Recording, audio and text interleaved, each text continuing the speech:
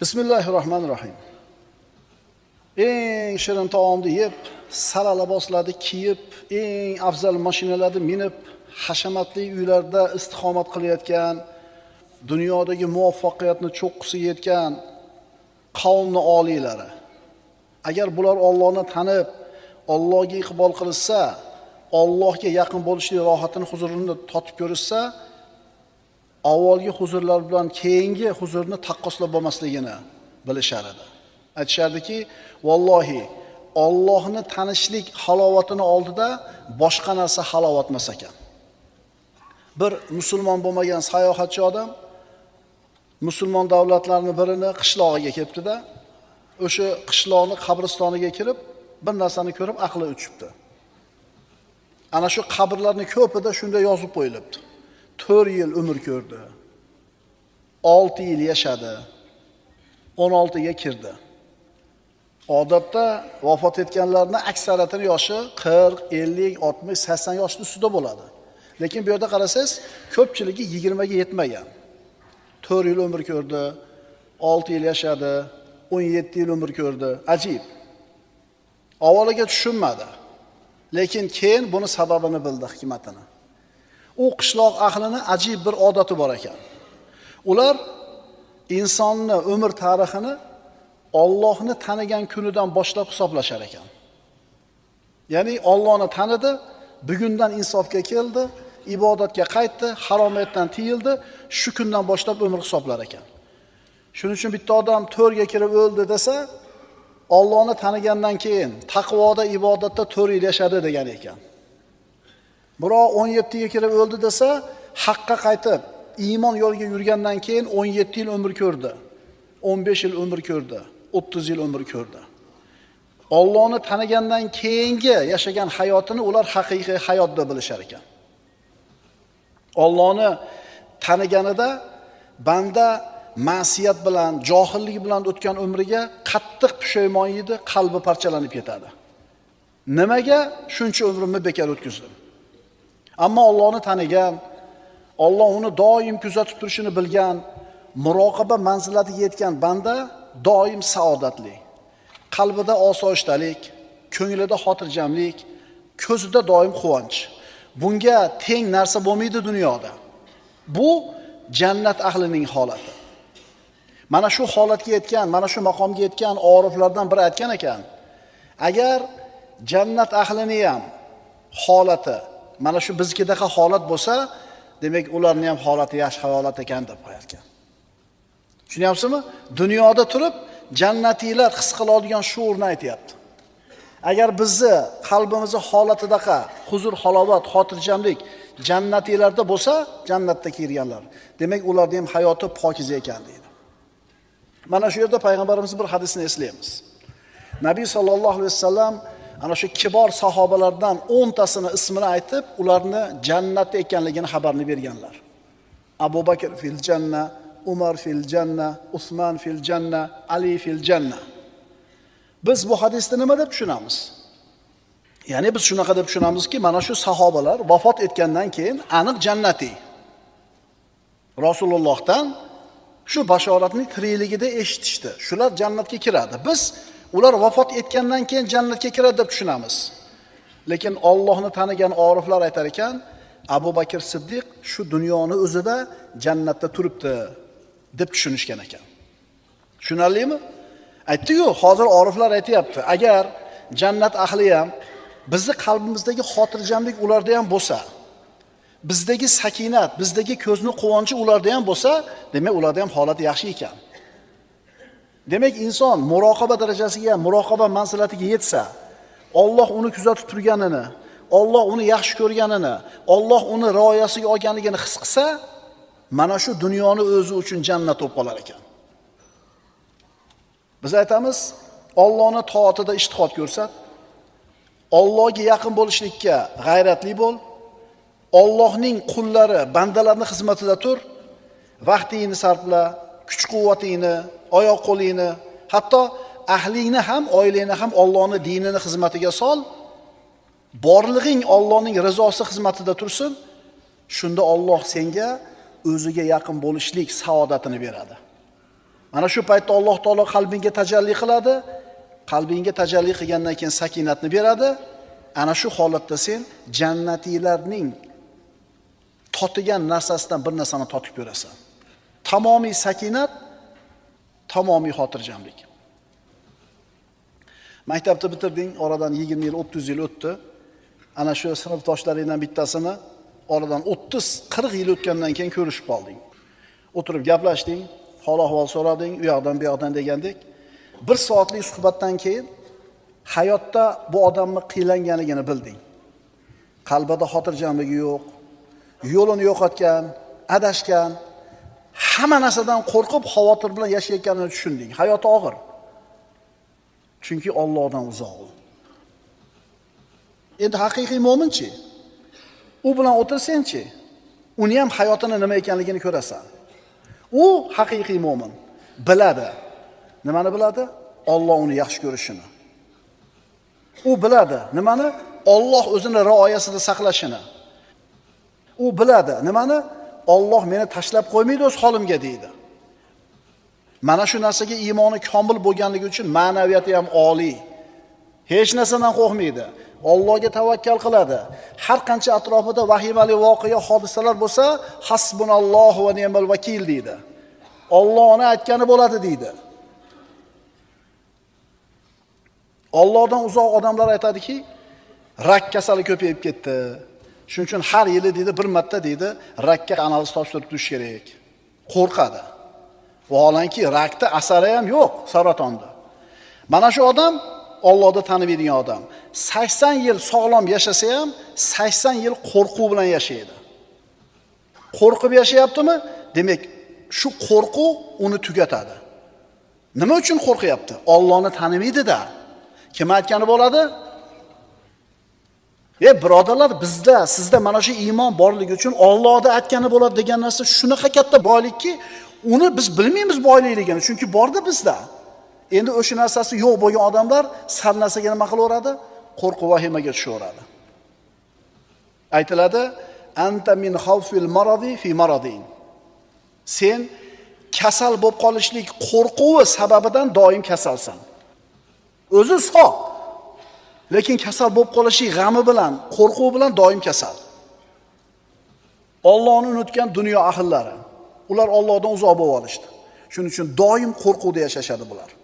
Falon kasal ko'payib ketibdi, falon virus tarqalibdi, infarkt insult ko'payibdi, dollar kursi o'ynamish, qish sovuq kelarmish, yoz issiq kelarmish, narx-navo ko'tarilib ketarmish, uxlamaydi, siqiladi, o'ylanadi, reja tuzadi.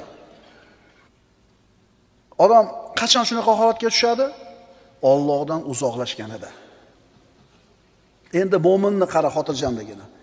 Agar safarga chiqib ketayotgan bo'lsa aytadiki, "Ey Robbim, sen safarda menga hamrohsan, ahlim, oilam, molim va farzandlarim ustida o'zing xalifa boshliqsan. O'zingga topshirdim" deydi, xotirjam ketadi.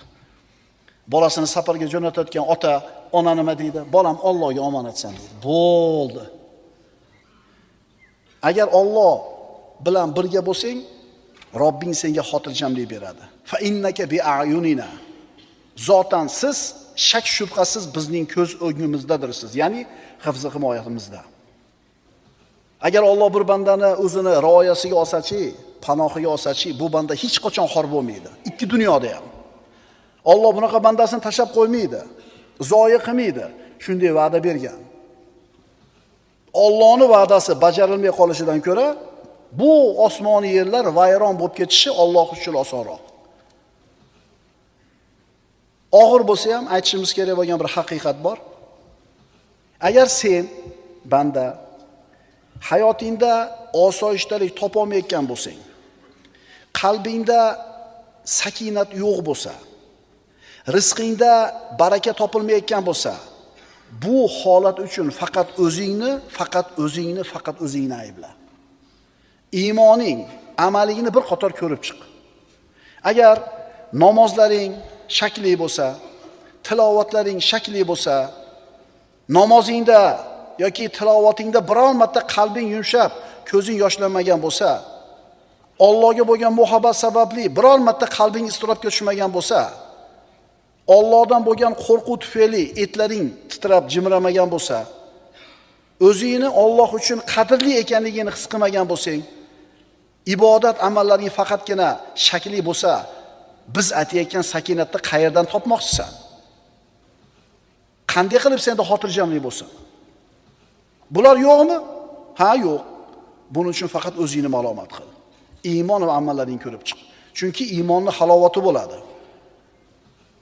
Agar banda o'sha halovatni totib ko'rmagan bo'lsa, orqasiga bir qarab qo'yish kerak. O'zini bir qator tekshirib qo'yish kerak. U nurni qo'lga kiritish kerak bo'ladi. Mo'minlarning qalbida halovat bo'ladi iymon tufayli. Mo'minlarning qalbida nur bo'ladi. Alloh taolo aytadi, astagfirullah: "Yawma yaqulul munafiquna wal munafiqatu lil ladina amanu unzurna naqtabis min nurikum."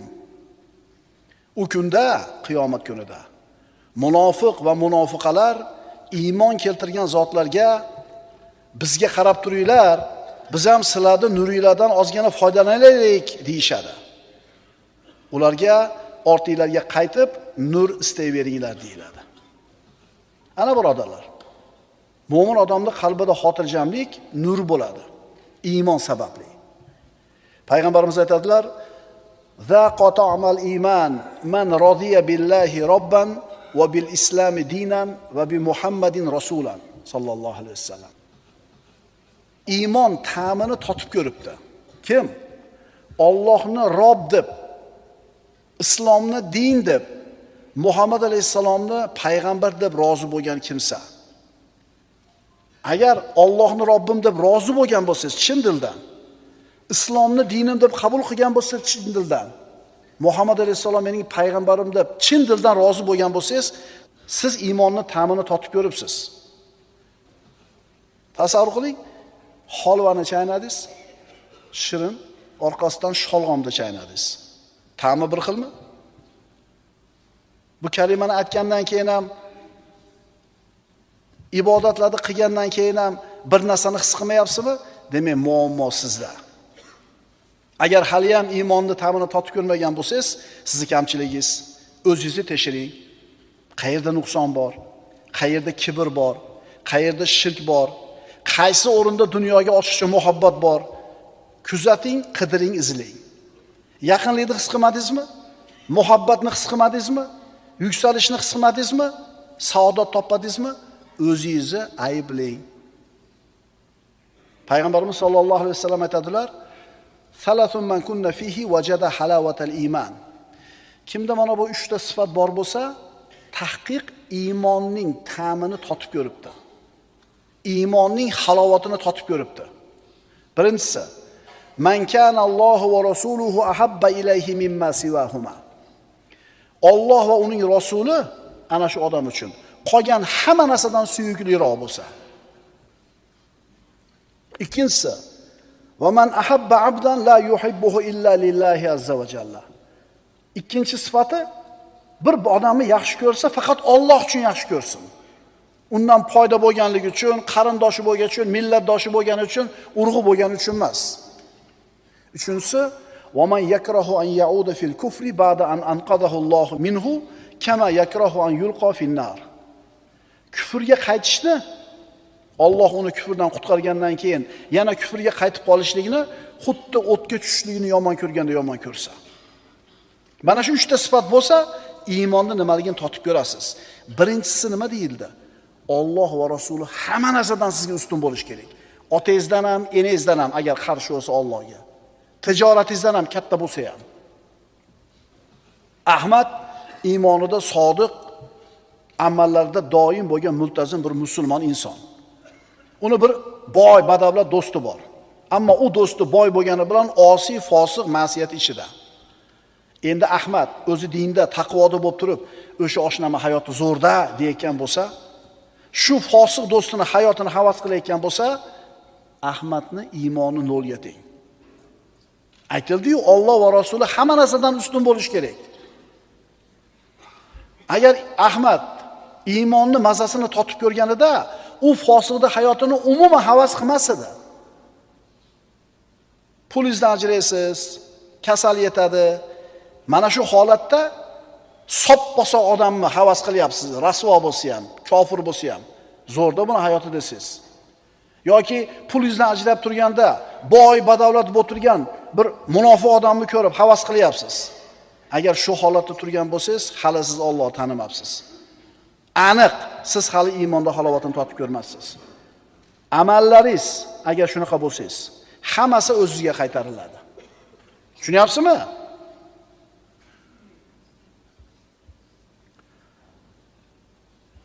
Alloh va uning rasuli u uchun hamma narsadan suyukliroq bo'lsa. Man kana Allohu va rasuluhu ahabba ilayhi mimma siwahuma. Allohni tanigan ibodatdagi bir taqvoli musulmonni xotini palon narsani qilib berasan deb turib oldi, qaysarlik qilib. U narsalar Alloh rozi bo'ladigan narsa emas. U dedi, bu dedi nasihat qilsa ko'nmadi. Oxiri nima dedi? Ey xotin dedi.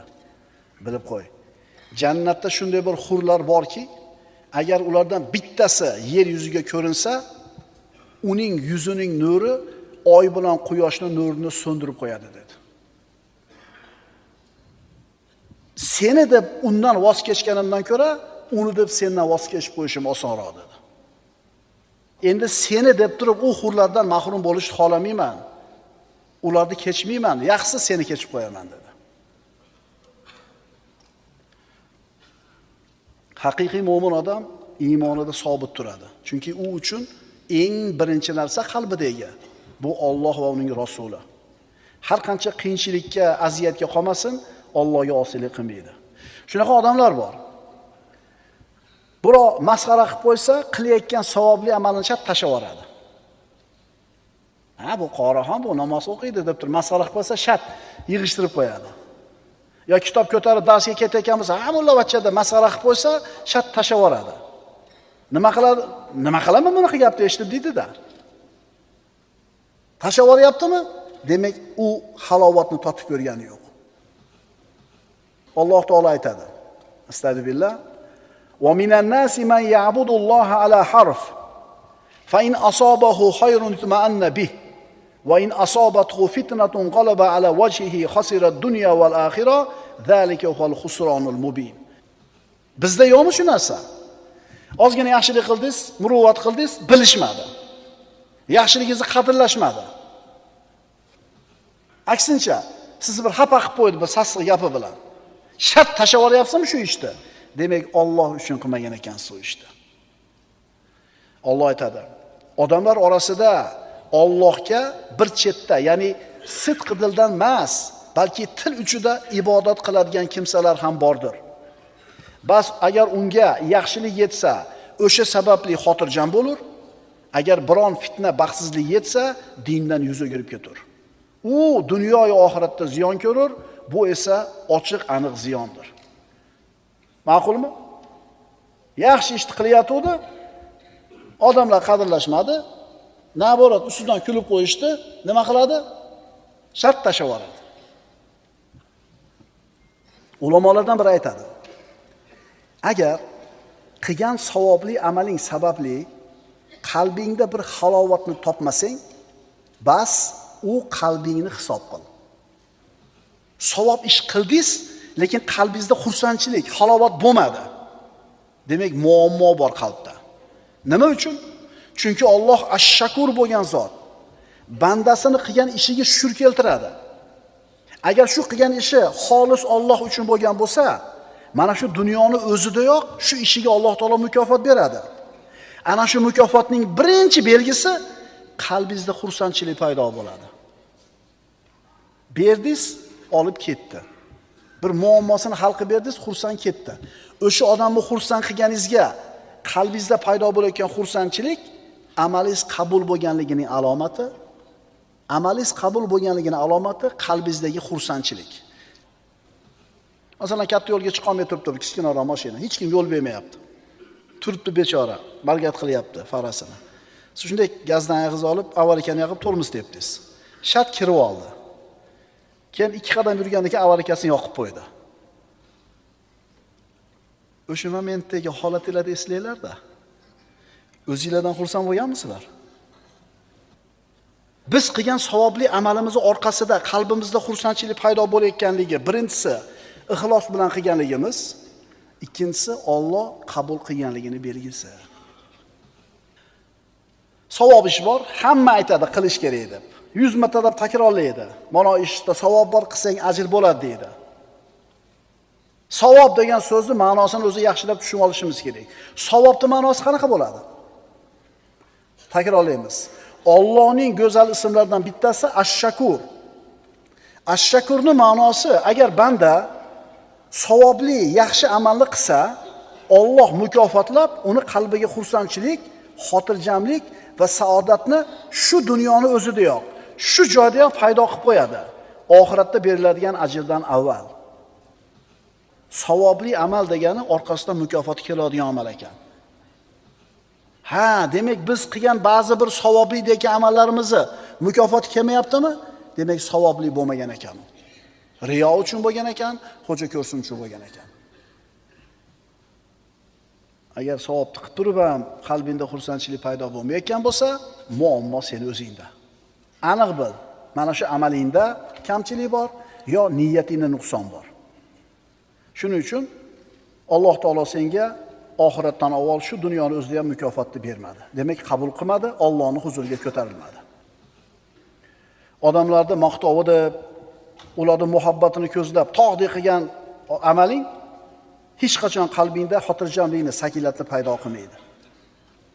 Shuning uchun ixlosli mo'min bandalar savobli amalni qilishgan paytida ularning qalblari saodatga to'ladi. O'shuning uchun ular olgandan ko'ra berganda ko'proq maza qiladi. Olganda maza qilishlik hammaning qo'lidan keladi. Olganda maza qilish kofirda ham bor, mushrikda ham bor, mo'minda ham bor. Ammo berganda maza qilish faqat mo'minlarda bo'ladi. Demak, savobli amal degani mukofoti tezda qaytadigan, tezda keladigan amal bo'ladi. Mana shu his mo'minni yana ham shijoatli bo'lishga undaydi. Katta xayrli ishlarni qilayotgan odam mana shu saodatni qalbida topmasa, o'zini tekshirib ko'rishligi kerak bo'ladi. Mana shu birodarlar muroqaba bo'ladi. Muroqaba manzilati Alloh taoloni ko'rib turgandek ibodat qilishing, garchi sen Allohni ko'ra olmasang ham, Alloh seni ko'rib turadi.